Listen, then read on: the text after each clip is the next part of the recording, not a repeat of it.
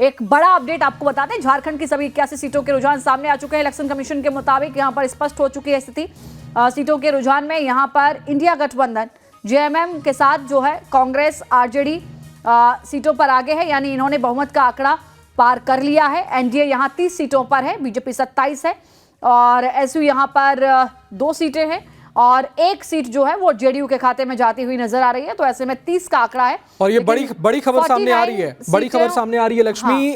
अखिलेश यादव का पीडीएफ फर्जी है, ये केशव प्रसाद मौर्य का बयान सामने आया। अखिलेश यादव और केशव प्रसाद मौर्य यूपी के डिप्टी सीएम हैं, उनके बीच हमेशा ये खींचातानी नजर आती है। लेकिन अब जिस तरह से चुनाव में उपचुनाव में बीजेपी की एक बड़ी जीत होती दिख रही है, केशव प्रसाद मौर्य ने एक बार फिर तंज कसा है और कहा है कि अखिलेश यादव का पीडीएफ फॉर्मूला यानी पिछड़ा दलित और अल्पसंख्यक का जो फॉर्मूला था वो कहीं ना कहीं फर्जी है। चुनावी नतीजों पर कांग्रेस नेता उदित राज का भी बयान सामने आया है। उन्होंने कहा है जब तक ईवीएम है तब तक ये फर्जीवाड़ा चलते रहेगा। महाराष्ट्र के परिणाम ईवीएम की जीत बता रहे हैं। ये कहीं ना कहीं उदित राज का बयान सामने आया कांग्रेस नेता का। महाराष्ट्र में कहीं ना कहीं ये देखने को मिल रहा है।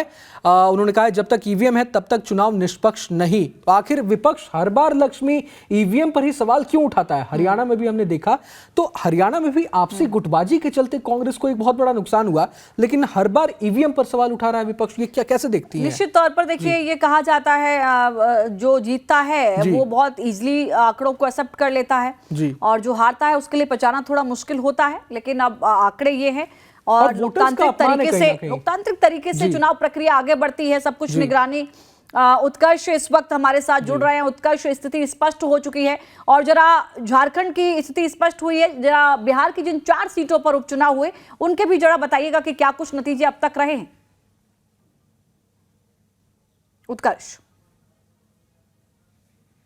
बिल्कुल, देखिए झारखंड की स्थिति आमतौर पर ये साफ हो गई है कि कहीं ना कहीं जेएमएम सरकार बनाते हुए नजर आ रही है। वहीं अगर बिहार के 4 सीटों की बात की जाए तो 4 सीटों में फिलहाल आरजेडी को कह सकते हैं कि काफ़ी ज़्यादा नुकसान देखने को मिल रहा है, क्योंकि 2 सीटों पर जो आरजेडी के उम्मीदवार थे वो दोनों सीटों पर पीछे चल रहे हैं। जीतन राम मांझी की जो बहू दीपा मांझी चुनाव में लड़ी थी वो अब आगे हो गई हैं और साथ ही साथ बीजेपी 1 सीट पर आगे है। तो कह सकते हैं कि 4 सीटों में सबसे ज़्यादा परेशानी अगर किसी को हुई जिसको लेकर हम लोग आमतौर पर जिक्र कर रहे थे, त्रिकोणीय मुकाबला हो सकता है, लेकिन पीके पूरी तरीके से बिहार में फेल होते हुए नजर आ रहे हैं। 4 सीटों पर उनके उम्मीदवार महज 1000 से 2000 वोट पर आके अटक गए हैं और करीब 4 से 5 राउंड की काउंटिंग जो अब तक हो चुकी है, लेकिन बावजूद उसके पीके किसी भी तरीके का फैक्टर पीके अपना नहीं दिखा पा रहे बिहार में।